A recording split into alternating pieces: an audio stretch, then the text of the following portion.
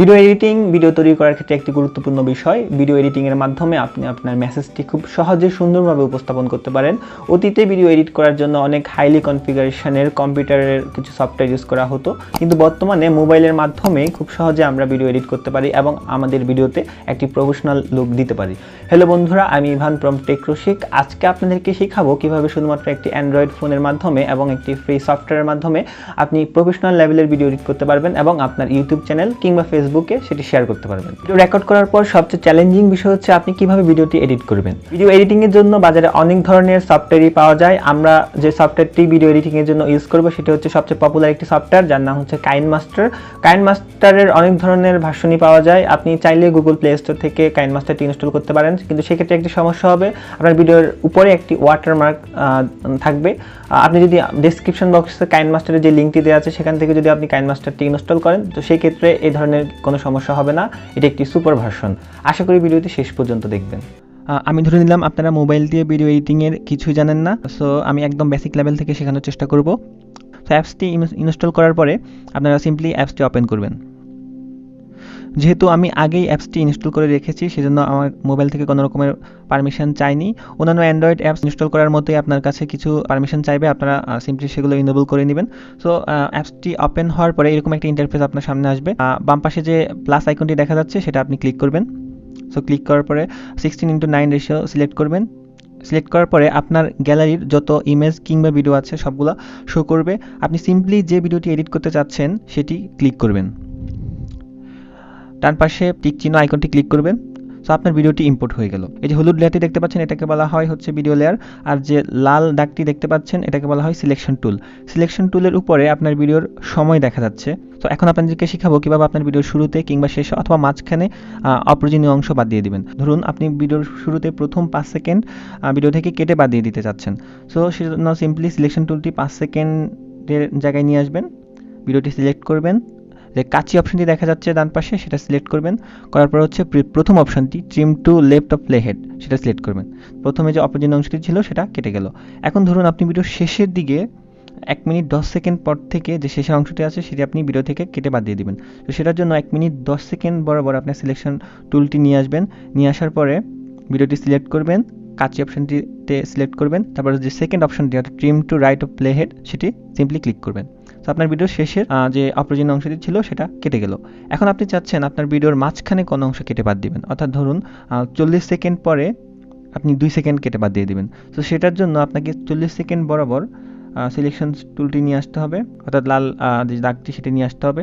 নিয়ে আসার পরে ভিডিওটি ক্লিক করবেন। ক্লিক করার পরে কাঁচি অপশানে ক্লিক করবেন। তারপর যে থার্ড অপশনটি অর্থাৎ স্প্লিট অ্যাট প্লে হেড এই অপশনটি ক্লিক করবেন। সো ক্লিক করার পরে আপনার যে মেইন ভিডিওটি সেটি দুটো ছোট ছোট ভিডিওতে বিভক্ত হয়ে গেল। এখন আপনি 40 সেকেন্ড পরে 2 সেকেন্ড বাদ দিতে যাচ্ছেন, অর্থাৎ আপনার যে দ্বিতীয় ভিডিওর অংশটি আছে এখানে আপনি প্রথম 2 সেকেন্ড বাদ দিয়ে দিলেই আপনার কাজ হয়ে যাচ্ছে। সো আমরা 42 সেকেন্ড বরাবর নিয়ে আসবো। নিয়ে আসার পরে এটি ক্লিক করব। ক্লিক করার পরে কাঁচি অপশানে ক্লিক করব। ক্লিক করার পরে প্রথম যে অপশনটি split to left of play head এই অপশনটিতে ক্লিক করব, অর্থাৎ আপনার যে দ্বিতীয় ভিডিওটি তার প্রথম 2 সেকেন্ড কেটে গেল। এভাবে সিম্পলি আপনি আপনার ভিডিওর মাঝখান থেকে কোনো অপ্রয়োজনীয় অংশ কেটে বাদ দিয়ে দিতে পারেন। এখানে আরেকটা জিনিস মনে করিয়ে দিই আপনাদেরকে, আপনি চাইলে ভিডিও লেয়ারটিকে জুম ইন এবং জুম আউট করতে পারেন। জুম ইন এবং জুম আউট করার জন্য সিম্পলি আমরা যেভাবে image zoom in zoom out করি সেভাবে আপনি জুম ইন জুম আউট করতে পারেন। অর্থাৎ জুম ইন জুম আউট করলে যে সুবিধাটা পাবেন, আপনি আরও পারফেক্টভাবে আপনার ভিডিওতে যে কাটিং অপোজিট অংশ বাদ দিতে হয় সেটা বাদ দিতে পারবেন। এখন আপনাদেরকে শেখাবো কিভাবে ভিডিওতে কালার কারেকশন করতে হয়, অর্থাৎ আপনি আপনার ভিডিওর ব্রাইটনেস কিছুটা বাড়াতে পারেন কিভাবে, অথবা স্যাচুরেশন কমাতে পারেন বাড়াতে পারেন, এই জিনিসটি আপনাদেরকে শেখাবো। তো ধরুন কালার কারেকশনের জন্য প্রথমে আপনাদেরকে ভিডিওটি সিলেক্ট করতে হবে। সিলেক্ট করার পরে আপনি ডান পাশে অনেকগুলো অপশন দেখতে পাবেন। সো একদম নিচে চলে আসবেন। সো এখানে দেখুন কালার ফিল্টার নামক একটা অপশন আছে।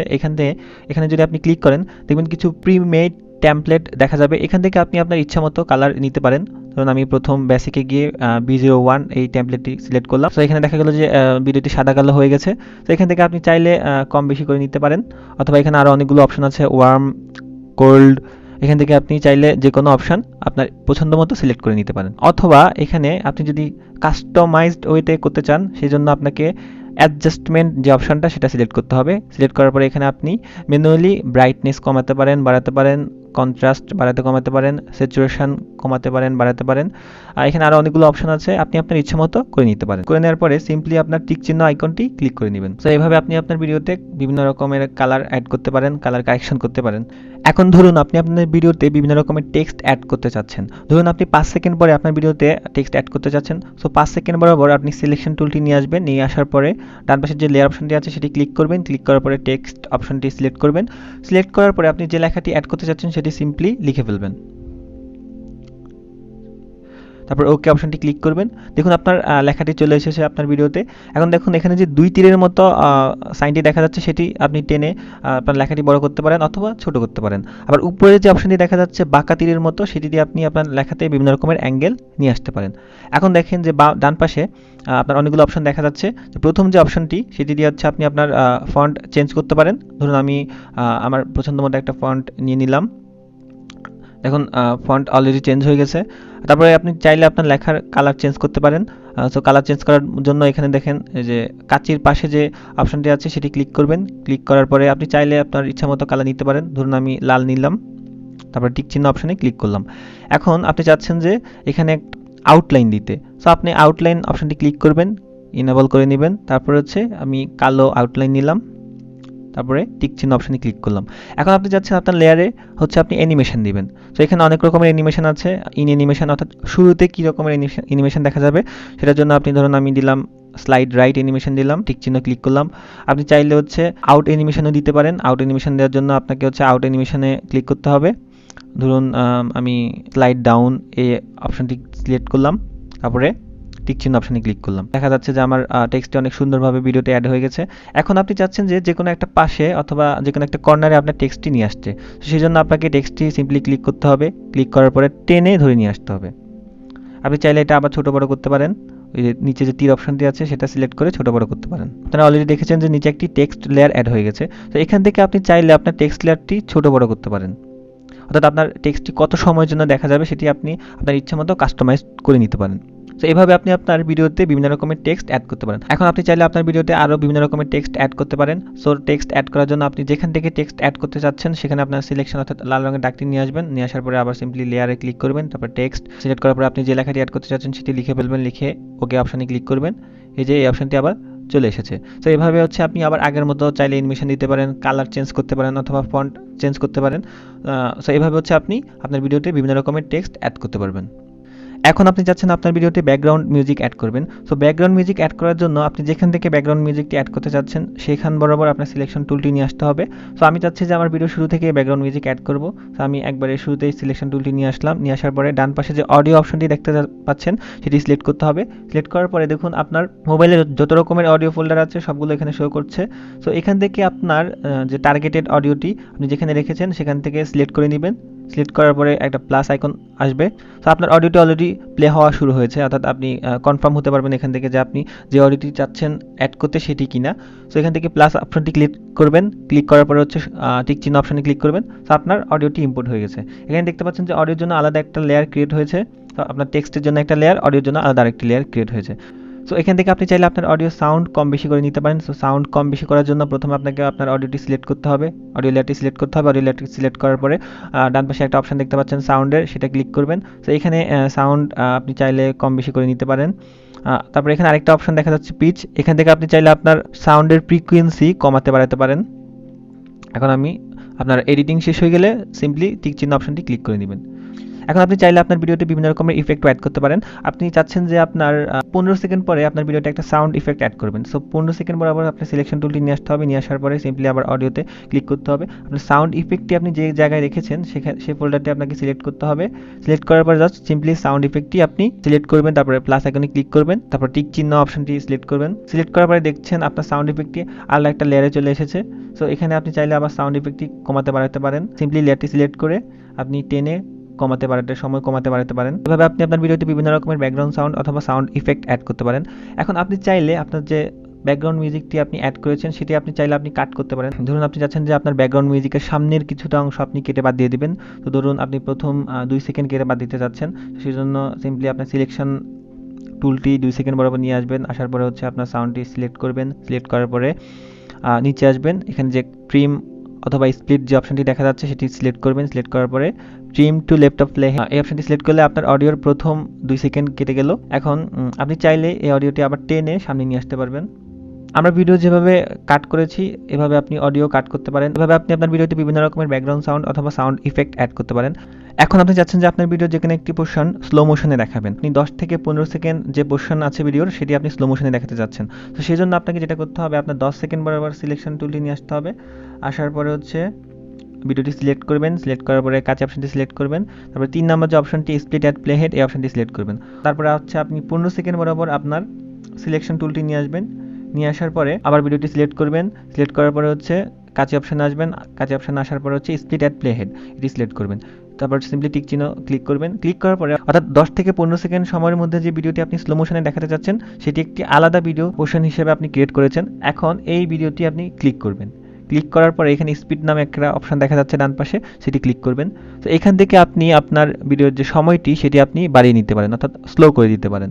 ধরুন আমি 0.125 সিলেক্ট করলাম অথবা 0.5 সিলেক্ট করলাম, তারপরে সিম্পলি টিক চিহ্ন ক্লিক করলাম। এখন যদি আমি ভিডিওটি প্লে করি তাহলে দেখা গেল যে অনেক স্লো হয়ে গেছে আগের থেকে। আপনি চাইলে আরও স্লো করতে পারেন। এখন দেখা যাচ্ছে আপনার যে মেইন ভিডিওটি সেটি অনেকগুলো ছোট ছোট ভিডিওতে বিভক্ত হয়ে গেছে।